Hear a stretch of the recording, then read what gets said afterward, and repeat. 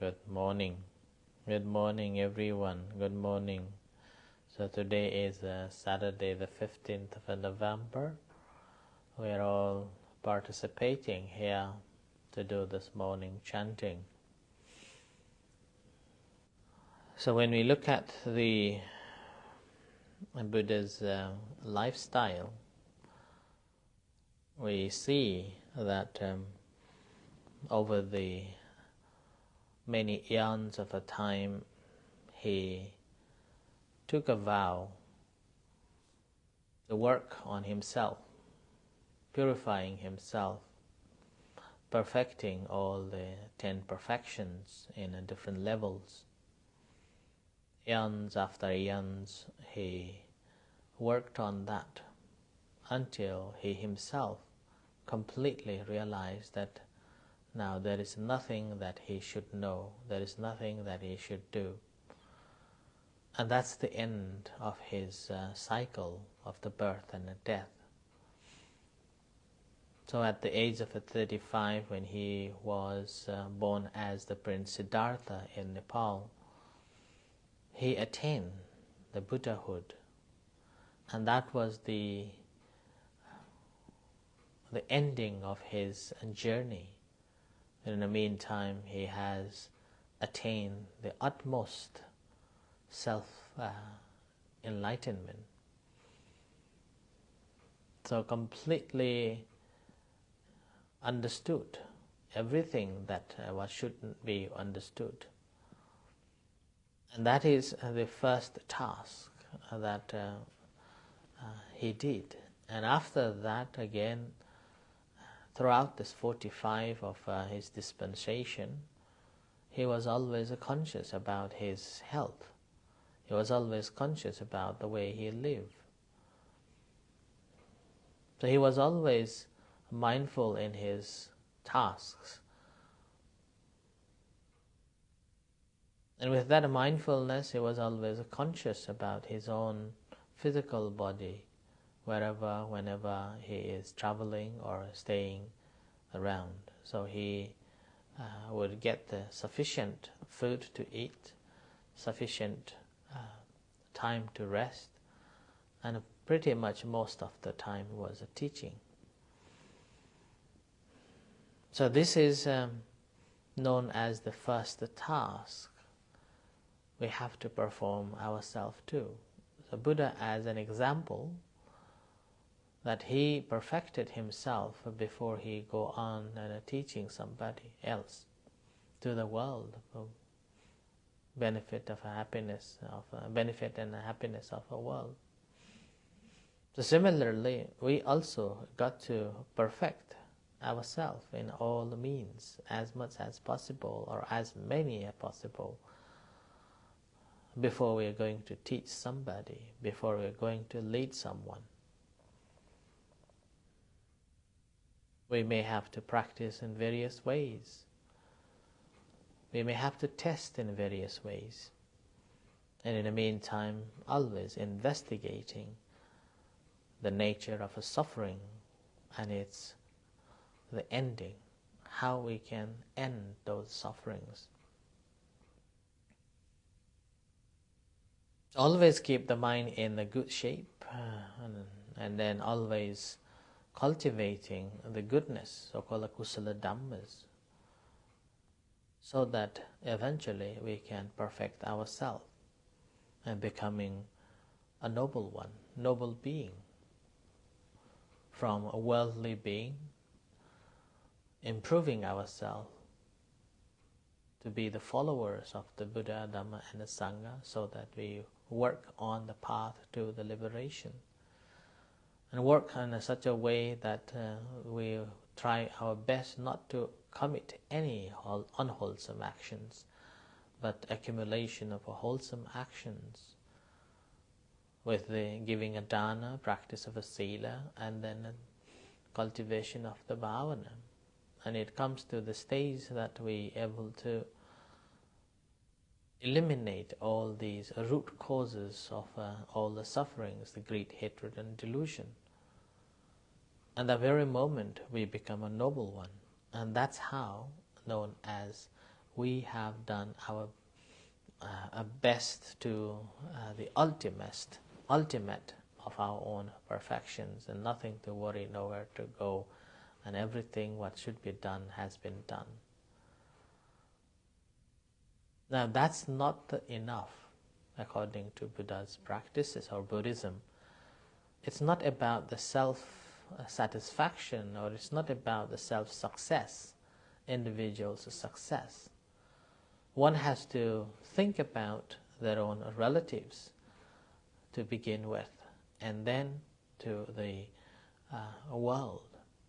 So when we talk about the relatives, if one becomes self-success, individual success, and content with that, and never look after their parents, never look after their siblings, or never, even do not care about them, then that's known as a selfish. The selfish desire or selfish living life may be successful, but not in a good, harmonious way. So that's why the Buddha always encouraged, even like the Buddha, he himself, after enlightenment, he went back to Kapilavastu and then helped his father, his mother, the stepmother, and his wife, and his son, and along other members. He taught the Dhamma, which is precious, and having heard the Dhamma, they were established in the Sammaditthi, the right understanding. And that's how he was. He had committed this task and successful on putting or converting his relatives into the right path, so that they will gain the real happiness out of miseries. So the Buddha himself visited his father and leading him to be noble attainment and noble Sotapanna, and then Rahula, Nanda, and Yasodhara, they all established in the right path. Further on, when there was a war, he himself went up and tried to stop the war for many times. So this similar way, we also have to try our best to teach or change their view from the miseries, from the misguiding or misunderstanding, to the right path. Even one person, if you can change them to walk on the right path, at least there is something.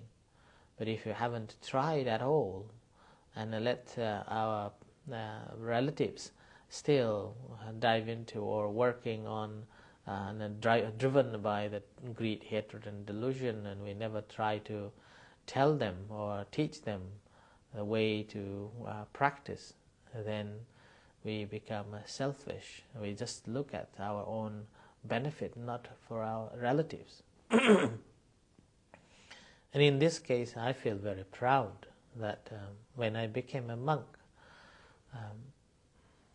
nobody wanted me to be a monk. But over the period of a time, I feel so grateful that I have managed to bring them to the temple and helping the temple, and even learning the Dhamma. Like one of my nephews become a novice monk now. He's studying for a couple of years now. And my sister went to study Buddha Dhamma, and this year this year she was offering the Katina Dana, so was sponsoring the Katina in Nepal. And in the meantime, whenever there is a remembrance day for my parents, they now, rather than doing a traditional way of this inviting priests and performing these Hindu rituals, now they go to the temple, Buddhist temple, and offer the dana and listen the Dhamma, practice the meditation like that. So this is called Nyatataparacharya that the Buddha taught. So this Nyatataparacharya is basically uplifting our relatives from the misunderstanding or living a wrongful life to the rightful life. And in a way, it is also a gratitude to the relatives as well, and a gratitude for being close to us, and also we express the kindness for them, that the way they are living their life most of the time is driven by the greed, hatred and delusion, and then they're going back into the samsara and suffering again and again. But if they can follow the path to this enlightenment, at least if they walk a little bit, that is, they are walking on the path. It may be slow, but eventually, if they have a firm established their faith in the Triple Gem, then they will attain the liberation eventually. And further on, it is not just the gratitude and the kindness, it's actually our responsibility. Having seen that the path, the samsara is a suffering, and this path that people are walking, and this miseries and troublesome, and as we have known some, at least some knowledge or gain understanding the Buddha Dhamma, it's our responsibility towards those our connected ones, or relatives, and especially close ones. Now, once we have managed to establish them and able to encourage them to come to the temple, offer the dana, practice the sila and the bhavana, then that is we have fulfilled our responsibility. In a way, we are doing our duty in a perfect way. So that's also another practice that we should be contemplating on, taking the Buddha as an example. And we may have some debates or some disputes with the family members, but eventually, if we really understood the Dhamma, then this is what we should be doing. Our close relatives should be interested on the path. And if we cannot encourage even our own relatives to come to the temple and established in the Dhamma and offering dana, practice sila and the bhavana, then it will be much difficult to teach other people, those who are not relatives. And that's actually the third one, which is called the Lokattacharya, that the Buddha did for 45 years. Apart from his perfections, and then leading the members of his own relatives to the path to the liberation, he again concentrated on the general people, all the beings. So doing good for all the beings for 45 years, without any discrimination, without any prejudice and biasness. So whoever willing to come and whoever willing to learn, whoever willing to study, he was always there, from animal to the humans, and then even to the celestial beings. So different times and different ways the Buddha spent time teaching them. So teaching humans, teaching devas, teaching brahmas, and then even he didn't just follow the single way of teaching the Dhamma, but he adjusted his teachings suitable for different people and different mental states, or different levels of understanding, and those who are well educated, those who are not educated, from the sweepers to the kings. So he was teaching in a proper way that they will understand. So that's how he traveled all the way through for 45 years. And so that's why he is probably the most traveled and a long-lived religious person in the world until even now. Like whoever you look at it, we don't have some information about the Hindu gods, but like a famous teachers, whichever religion we take it, whether the Moses, whether the Jesus, whether the Muhammad, whether the Guru Nanak and whoever, so they all suffered deadly, and then they didn't survive long. Then they were creating more conflict than the peace, whichever country they were from. And then, nevertheless, because their messages some way that sensible or use the political way, and then it becomes more practical, and this is being there. But they didn't last long. Like Jesus, couple of years, Moses, couple of years, and then Muhammad, couple of years, and Muhammad used the force, like that, and then Jesus was killed, and then Guru Nanak was killed, like that. But whereas the Buddha spent his own time, 45 years until his death came.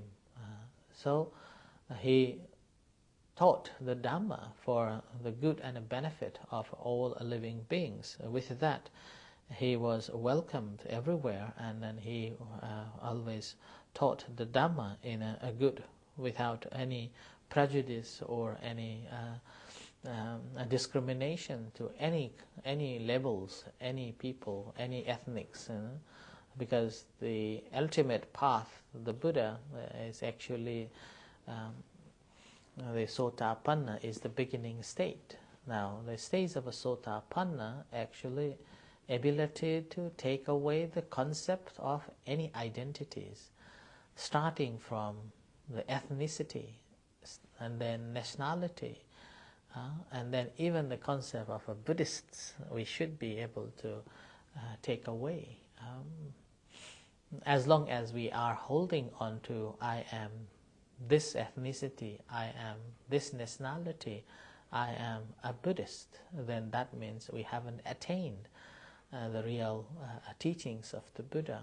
So that's probably the reason we all are learners.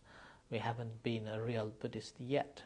The moment when we able to get rid of this identity view, that we are coming out from this identity, then there will be no prejudice, there will be no discrimination, but we see everybody as the same. Then that is the moment we attained the first noblehood, as probably the glimpse of the first noblehood, and that I would say is a real Buddhist, because the Buddhist probably should mean one who knows the truth about the things as they truly are. So we are walking on this path to liberation, and not only for ourselves, but also we have to work and practice ourselves to not only for our own good, but for our relatives as well as for the world. And then that's how we will be fulfilling our duty completely, so that this is our time to reflect and practice on, and this is the most valuable time that we have, being born as a human, and then not only being born as a human, but also having this opportunity to come across with this Buddhism and learn the Dhamma and have a time to practice the Dhamma. So do not waste this time, continue practicing, so that not only we perfect and free ourselves, but also we become a vehicle or a media, tools to liberate other peoples as well. So with this reflection today, I would like to invite all to do this Mangala Sutta chanting for the blessings of everyone.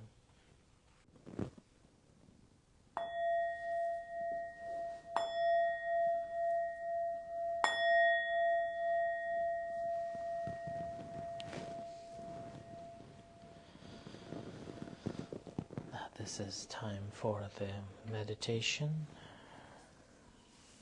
So we have just completed this morning chanting, venerating the Buddha Dhamma Sangam and offering ourselves to the Triple Zem and our teachers for the protection and the guide. So sitting in a comfortable position,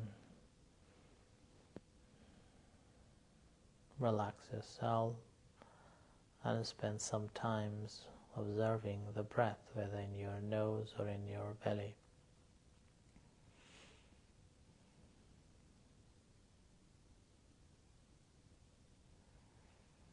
And it's not just observing the breath, but also mentally making a note that I am observing this.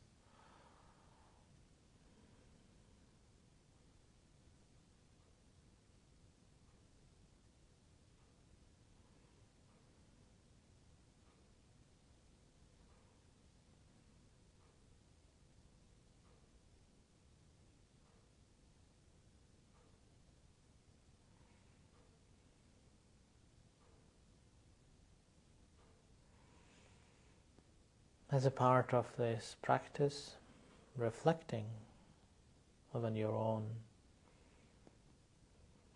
confidence, the faith in the practice, faith in the teachings, faith in the teachers. How much do you have,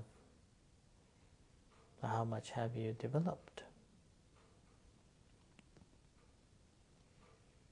What are the measures that you have been implying for further understanding and further confidence?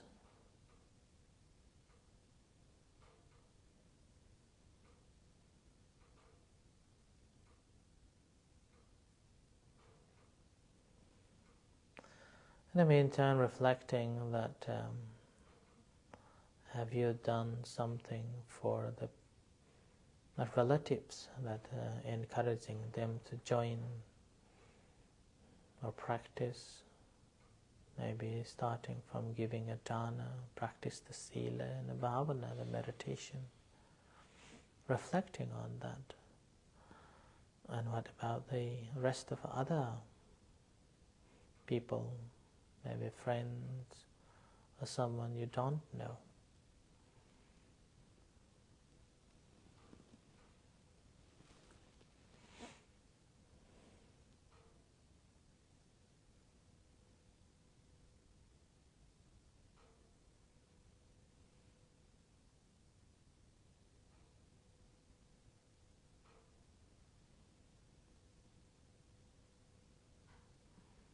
This way of a practice of meditation is called the analytical meditation. Not just looking for the calmness of the mind, and not just aware of what's happening and then contemplating on it, but bringing some theme or some objects and contemplating on in various ways.